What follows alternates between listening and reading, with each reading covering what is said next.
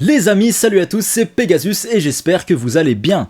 On se retrouve aujourd'hui pour parler d'un spin-off de Saint Seiya, mais pas de n'importe quel spin-off, non, mais d'un spin-off qui m'a particulièrement fait chaud au cœur. Ah oui, il s'agit tout simplement de Saint Seiya Time Odyssey. Saint Seiya Time Odyssey est donc un spin-off officiel de Saint Seiya créé par Jérôme Alquier, qu'on avait déjà connu sur la BD Albator, et la BD Albator c'était un chef-d'œuvre monumental, il a trop géré ça. Et on a également dans Saint Seiya Time Odyssey monsieur Arnaud Dolen. Et tout cela est bien évidemment supervisé et validé par monsieur Masami Kurumada himself. D'ailleurs, ce spin-off Made in France de Saint Seiya est également publié au Japon, et ça c'est vraiment un truc de ouf. Saint Seiya Time Odyssey est donc un spin-off de Saint Seiya qui sera publié en un total de 5 volumes sous format de bande dessinée franco-belge. On aura donc le droit à 5 volumes comme je vous disais, 5 comme les 5 doigts de la main, non je rigole, 5 comme les 5 chevaliers de bronze, car dans Saint Seiya Time Odyssey, chaque tome s'intéressera plus ou moins à un chevalier de bronze en particulier. Et pour ce premier volume, c'est Monsieur Ikki du Phénix qui est mis à l'honneur. Time Odyssey où le temps est mis à l'honneur. Dans ce volume 1, Ikki devra affronter à la fois son passé, son présent et son futur. Dans cette BD, on nous introduira également de nouveaux personnages tous plus stylés et charismatiques les uns que les autres. Et surtout, on apportera un petit peu de lumière sur des personnages emblématiques que nous connaissions déjà. Enfin bref, avant toute chose, les amis, il faut quand même replacer ce spin-off dans la chronologie Saint Seiya. En gros, il se déroule juste après l'arc des Chevaliers d'Argent et juste avant que Seiya ne rencontre Aiolia, etc. et qui revêtit l'armure du Sagittaire pour la première fois, blablabla. C'est juste avant ça et juste après les Chevaliers d'Argent. C'est pendant cet entre-deux que Jérôme Alquier et Arnaud Dolen ont essayé de combler un vide en apportant plein d'éléments supplémentaires de la plus belle des manières. D'ailleurs les amis, j'en profite pour vous dire au passage que dans cette vidéo il peut y avoir quelques petits spoils sur la BD Time Odyssey,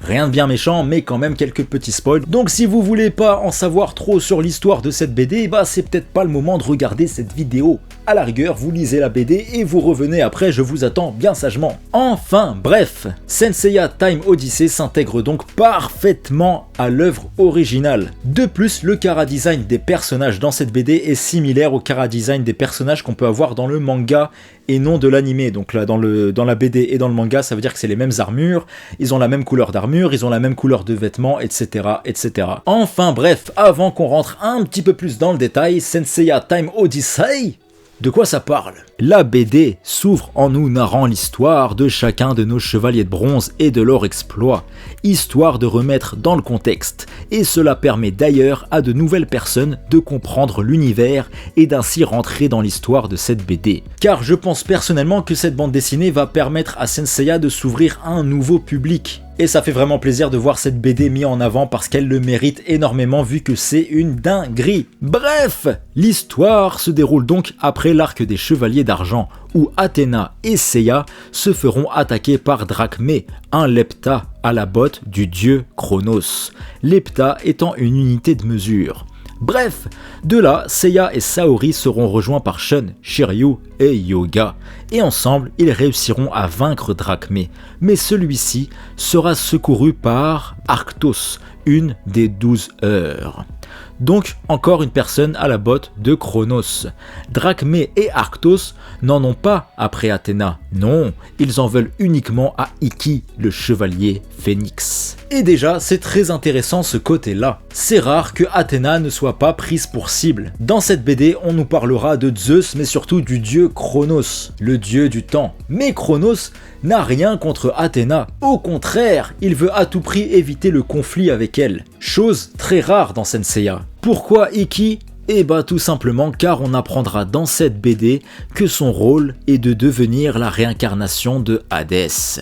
C'est pour cela que Chronos cherche à ce point à se débarrasser de Ikki, car en vrai il a grave chaud de Hadès, tu vois. Et oui les amis, là où dans le manga ou l'anime c'est Shun qui devient Hadès, on apprendra qu'en réalité de base c'était Ikki qui devait devenir la réincarnation de Hadès. Mais comment se fait-il donc que dans le manga et l'anime, la réincarnation de Hadès, c'est Shun? Et bah tout simplement car, sans vous spoiler bien évidemment, un moment Ikki affrontera les moires, qui peuvent manipuler le temps, le destin, le passé, le présent et le futur.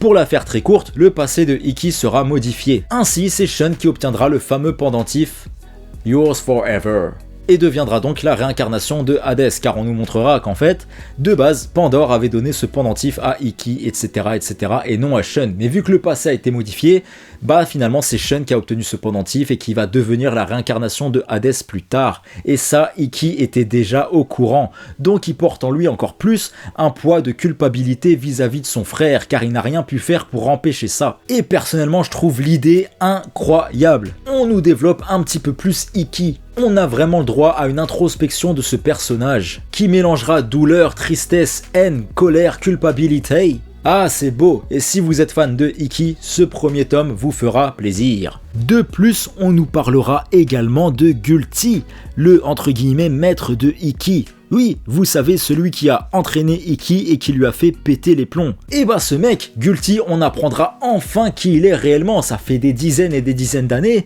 On voyait Gulti, c'est un personnage très emblématique, mais on savait pas vraiment qui se cachait derrière ce masque, pourquoi il était comme ça, etc. On avait quand même envie d'en savoir plus sur ce personnage, on va pas se mytho. Et dans cette BD, c'est chose faite. Gulti était en réalité un homme doux et bon, fidèle à Athéna. Néanmoins, c'est le grand Pop qui l'a manipulé. Et on voit tous les coulisses de cette histoire entre Gulti, le grand Pop, etc.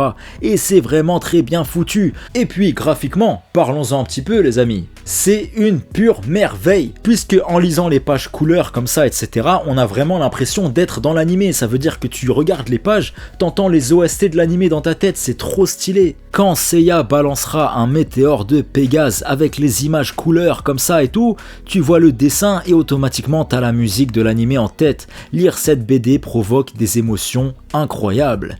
Oui, c'est à la fois une BD qui réchauffe le cœur pour tous les fans de Saint Seiya, mais aussi une BD qui va ouvrir Saint Seiya, je pense, à un plus large public. Car Jérôme Alquier a réussi à moderniser Saint Seiya. On a donc dans son style un mélange de rétro et de moderne, et le mix est parfait. Il a modernisé Saint Seiya sans jamais le dénaturer. Un petit peu comme il avait fait sur la BD Albator, qui est j'ai surkiffé aussi comme je vous ai dit. Et ça se sent réellement que Jérôme Alquier est passionné de Saint Seiya. Et on sent tout de suite qu'il a mis tout son amour dans cette BD. Jérôme Alquier qui d'ailleurs dans diverses interviews n'hésite pas à déclarer sa flamme à cette œuvre incroyable qui est Saint Seiya. Il kiffe Saint Seiya et vraiment quand tu lis cette BD ça se ressent. La BD elle est sincère. Elle est fidèle à l'œuvre originale et en même temps il a quand même sa propre touche. Personnellement j'avais connu Jérôme Alquier il y a plusieurs dizaines d'années, j'avais vu une vidéo d'un truc qu'il avait fait et en gros il avait fait le générique de Saint Seiya Hades, une version à lui du générique de Saint Seiya Hades alors que Hades n'était pas encore sorti. Et quand cette version de générique de Hades qu'il avait faite lui-même était sortie, bah moi je pensais que c'était officiel le truc tellement c'était bien fait. En fait non, j'ai appris plus tard que c'était un fan-made entre guillemets, et que derrière après la série Hades est sortie etc, mais il avait fait quelque chose d'incroyable. Que dire de plus sur cette BD les amis si ce n'est que je suis conquis franchement à 100%. Graphiquement c'est magnifique, le scénario il est stylé, c'est cohérent avec l'œuvre originale, on nous parle de Zeus, de Chronos, on a des personnages nouveaux, charismatiques. De plus à la fin de la BD comme dans le manga, il y a des plans des armures etc, ce qui rajoute encore plus ce côté fidèle à l'œuvre originale. Si vous aimez Saint Seiya, vous allez surkiffer cette BD. Et si vous ne connaissez pas Saint Seiya, vous allez découvrir pourquoi Saint Seiya c'est une des plus grandes œuvres du monde. En tout cas les amis, que dire de plus si ce n'est vivement la suite. J'ai vraiment hâte de découvrir les prochains numéros qui seront axés sur Shun, Shiryu, Yoga et surtout Seiya. Enfin bref les amis, n'hésitez pas à me dire en commentaire ce que vous avez pensé de ce premier numéro de Saint Seiya Time Odyssey et si comme moi vous avez kiffé de ouf ou si jamais vous avez pas trop accroché. Enfin bref les amis, quant à nous on se retrouve très rapidement sur la chaîne comme d'habitude pour plein d'autres vidéos manga, animés etc, plein de vidéos sur Saint Seiya qui vont arriver, donc restez branchés. En tout cas d'ici là les amis, prenez soin de vous, à bientôt, salut.